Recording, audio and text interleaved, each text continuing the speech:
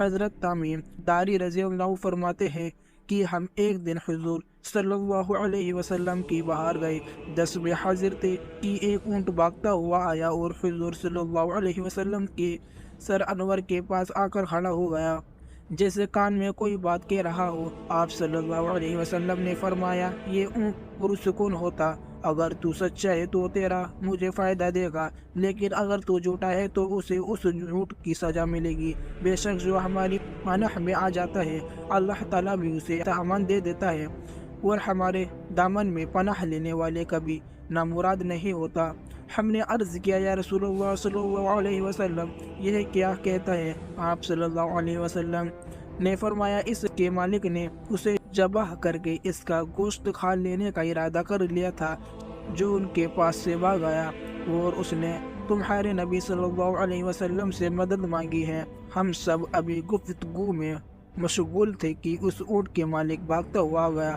جب اونٹ نے ان کو آتے ہوئے دیکھا تو وہ دوبارہ حضور صلی اللہ علیہ وسلم کے سارے 12 کے قریب ہو گیا، اور آپ صلی اللہ علیہ وسلم کے پیچھے چھپنے لگا۔ ان کے مالک نے عرض کیا، یا رسول اللہ صلی اللہ علیہ وسلم یہ ہمارا اونٹ 3 دن سے ہمارے پاس سے بھاگا ہوا ہے، اور آج ہی ہمیں آپ کی خدمت میں ملا ہے۔ اس پر آپ صلی اللہ علیہ وسلم نے فرمایا، یہ میرے سامنے شکایت کر رہا ہے کہ کہتا ہے کہ یہ تمہارے پاس کئی سال تک پلا پڑا، جب موسم گرم آتا تو تم گھاس اور چارے والے علاقوں کی طرف سے اس پر سوار ہو کر جاتے، اور جب موسم سرما آتا تو تم اسی پر سوار ہو کر گرم علاقوں کی جانب کوچ کرتے۔ اب جب کہ اس سخت حال کی عمر کو پہنچ گیا ہے تو تم نے اسے جبت کر کے اس کا گوشت کھا لینے کا منصوبہ بنا لیا ہے۔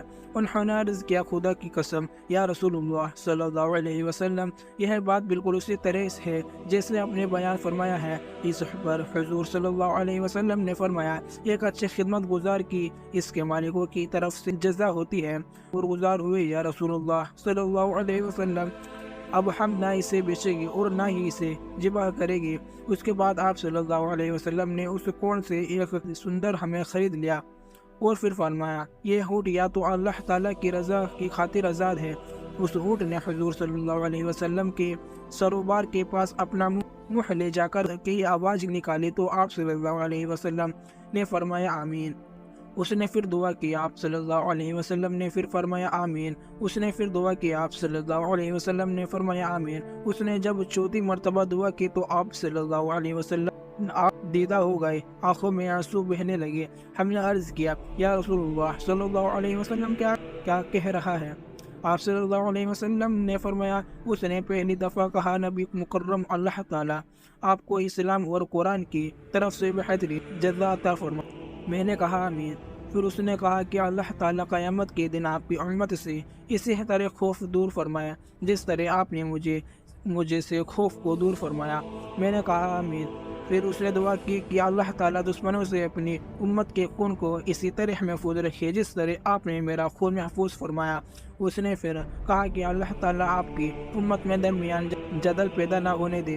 یہ سن کر مجھے رونا آ گیا، کیونکہ یہی دعائیں میں نے بھی اپنے اللہ تعالیٰ سے مانگی تھی، تو اللہ تعالیٰ نے پہلے دن 2 قبول فرمایا، لیکن آخری دعا سے منع فرمایا دیا۔ جب لال سلام نے مجھے اللہ تعالیٰ کی طرف سے خبر دی ہے کہ میری امت واپس میں جنگ کر کے فنا ہوگی تو کچھ ہونے والا ہے، قلم سے لکھ چکا ہے۔ محترم خواتین حضرات، نبی کریم صلی اللہ علیہ وسلم کی حدیث مبارک آج بالکل سچ ثابت ہو رہی ہے۔ آج کے دور پر نظر دوڑائی تو ہم دیکھتے ہیں کہ مسلمان کس طرح ایک دوسرے کے خون کے پیاسے ہیں، ایک دوسرے کو کس طرح قتل کر رہے ہیں، پھر رحمانیت کے نام پر ایک دوسرے کی جان کے دشمن بنے ہوئے ہیں۔ جتنا نقصان مسلمان نے مسلمان کا کیا ہے، اتنا نقصان شاید کافروں نے مسلمان کا نہیں کیا۔ ہمیں چاہیے کہ ہم اللہ تعالیٰ کے رسول کی مضبوطی سے تھال لیں، پھر قواعد کو ختم کرے، ایک امت بنائے اور آپس کی نفرتوں کو ختم کر دے۔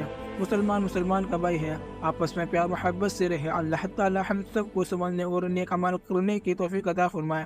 پیارے دوستو، مزید ویڈیو دیکھنے کے لیے ہمارے چینل کو سبسکرائب کریں، اور دین کی تازہ ترین اپڈیٹس کے لیے چینل پر موجود گھنٹی کا بٹن دبائیں تاکہ ہماری ویڈیوز سب سے پہلے آپ تک پہنچے۔ اپنی دعاؤں میں ہمیں یاد رکھے گا۔ اللہ پاک کا سب کا حافظ و نگہبان میں سلام۔